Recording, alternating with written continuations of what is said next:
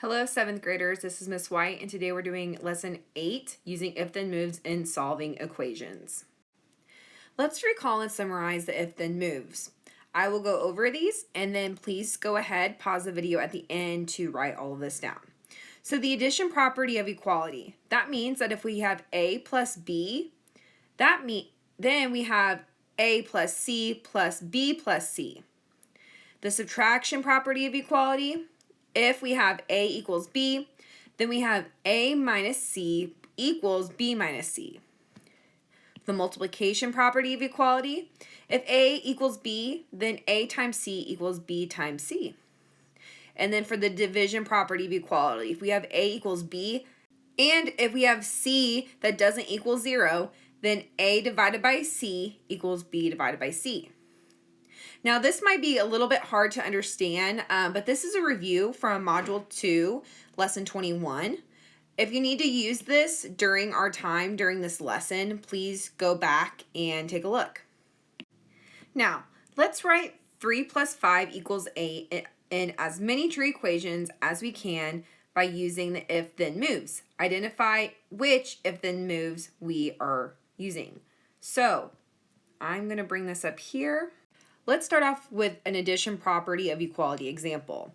So if we have 3 plus 5 equals 8, then for an example we could use is 3 plus 5 plus 4 equals 8 plus 4.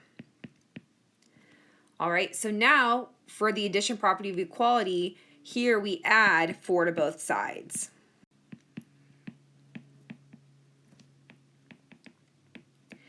Now for the subtraction property of equality, an example we could use is 3 plus 5 minus 4 equals 8 minus 4. And here we subtract 4 from both sides.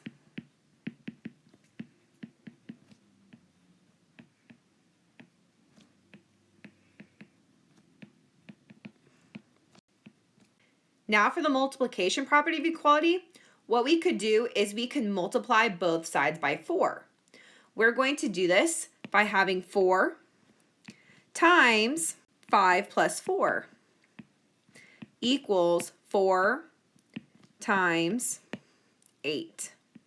And so here we multiplied both sides by 4.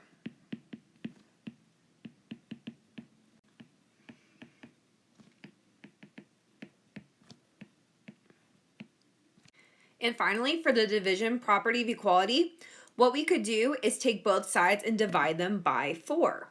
So here I have 3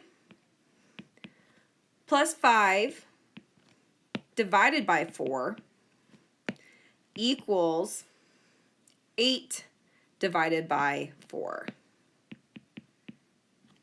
And here we divided both sides by 4.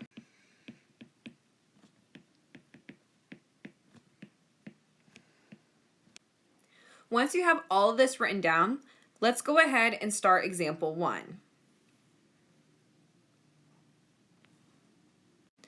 Julia, Keller, and Israel are volunteer firefighters. On Saturday, the volunteer fire department held its annual coin drop fundraiser at a streetlight. After 1 hour, Keller had collected $42.50 more than Julia, and Israel had collected $15 less than Keller. The 3 firefighters collected $125.95 in total. So how much did each person collect? Find the solution using a tape diagram. Let's go ahead and start creating this tape diagram for Julia, Keller, and Israel. They're each going to have their own tape diagrams. And at this time, we want these tape diagrams to be the same length to represent the same amount. Now we're starting out with the same amount, so we can figure out by using the information in our problem how much did each person collect. In our problem, it says after 1 hour, Keller had collected $42.50 more than Julia. So let's go ahead and represent that in a tape diagram. If this is Julia's tape diagram, then we're going to be looking at Keller's tape diagram and adding more money since he made more. Now, we want to use this extra little box here to represent that he had collected $42.50 more than Julia. Then it says if Israel had collected $15 less than Keller. So let's go ahead and draw another box for Israel. And this is going to represent Keller's $42.50, but remember then it says that he has $15 less than Keller. So if we have $42.50 minus 15, that is actually going to give us $27.50. And then here would represent the $15 that Keller has. Now we have all our tape diagrams set up, and we need to remember that the total amount that these three people brought in is $125.95. Well, what are the values of these three units here?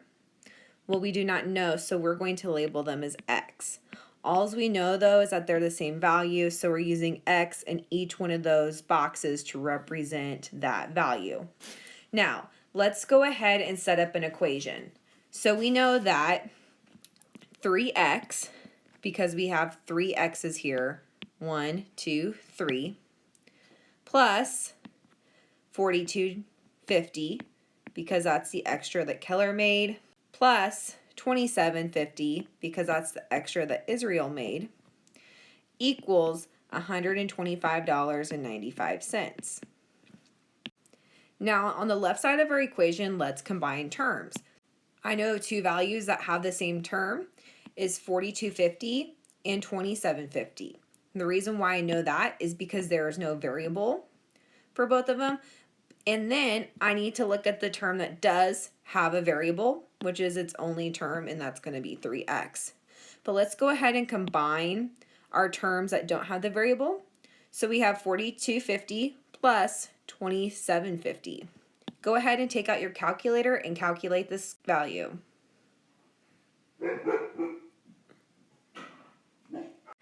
All right, so the value we should have gotten for the both of these is 70. And then we have plus our 3x, our other term, equals 125.95. Great. Now, what we need to do is the addition property of equality. So to try to get x by itself, we're going to take away 70 from both sides. So that means that I'm going to subtract 70 from this side and 70 from the other side. So now on my left side, I have 3x equals, and then go ahead with your calculator and solve this problem. 125.95 minus 70.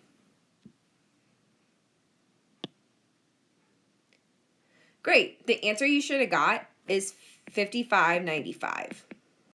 Now that we know that 3x equals 55.95, we need to use the division property of equality. The reason why we need to use that is because here I need to get x by itself, and what I need to do is to divide by 3. So I'm going to divide 3x by 3, and what I do to one side I have to do to the other side, and I'm going to have 55.95 divided by 3. Now when we look at our left side, we have 3x divided by 3, and that is going to give us a value of x. And then let's take out our calculators and divide 55.95 divided by 3.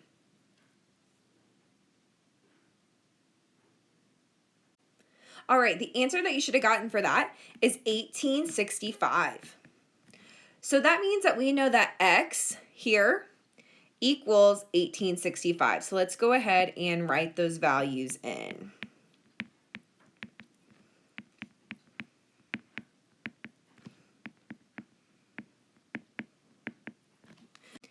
Now, let's look back to what our question is asking. It says, how much did each person collect? So we know that for Julia collected X, and we know that X is $18.65. Then for Keller, we know that he has 1865 plus 4250.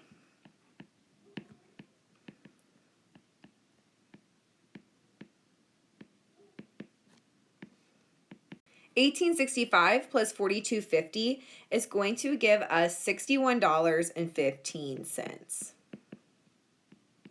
Then finally, for Israel, we're going to have 1865 plus 2750. Miss White's barely making it down here. All right, so 1865 plus 2750 is going to give us $46.15. All right, so looking here, this is how much each person has collected. All right, so let's move on to the next page. And let's think about the problem that we just answered.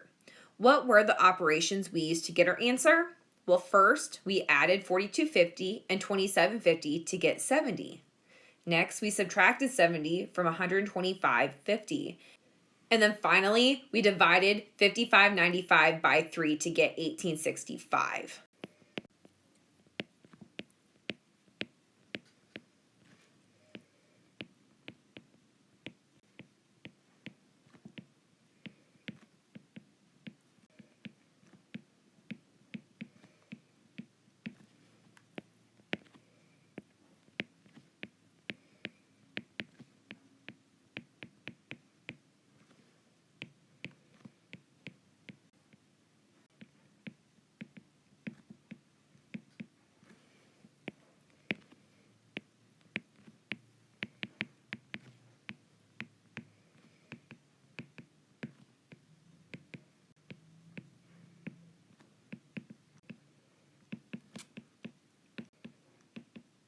Now, the amount of money Julia collected is J dollars. Write an expression to represent the amount of money Keller collected in dollars. So remember, Keller is the one who made $42.50 more than Julia. So we are going to use Julia's amount as J plus $42.50. Now, using the expression for Julia and Keller, write an expression to represent the amount of money Israel collected in dollars. So first of all, we know that Israel collected $15 less than Keller, and we know that Keller's expression starts off as J plus $42.50, and again, because he made $15 less, we would say minus 15. Another way to write this expression is J plus $27.50, because we know that $42.50 minus 15 is going to give us $27.50. All right, let's move on to example 2. You are designing a rectangular pet pen for your new baby puppy. You have 30 feet of fence barrier. You decide that you would like the length to be 6 1/3 foot longer than the width. Draw and label a diagram to represent the pet pen. Write expressions to represent the width and the length of the pet pen. So let's go ahead and draw a rectangle here to represent our pet pen. Great. And what we know is that we want the length to be 6 1/3 foot longer than the width. But do we know what the width is? Well, no. So we can label width as W. But we know that the length is going to be 6 1/3 feet longer than the width. So we're going to write that out as W plus 6 1/3. Now we need to find the dimensions of the pet pen. So first of all, we know that the total amount of fence barrier we have is 30 feet. Then we're going to subtract it by the additional barrier that we're going to have for the length, which is 6 1/3. Now, here's the deal. When we look at our barrier, we know that we have W on the left side and W on the right side. And then for our length, we're going to have W plus 6 1/3 on the top and W plus 6 1/3 on the bottom. Because we're thinking about the barrier, which is the perimeter, Then we're also going to subtract it again by 6 1/3 because of here and here. So now we know that we have 30 minus 6 1/3 minus 6 1/3. And then we're going to have to take this expression and divide it by 4. Well, that's interesting. Why are we going to divide it by 4? Well, if we divide it by 4, then that is going to help us find our width. And the reason why we're using 4 is because here we have W 4 times.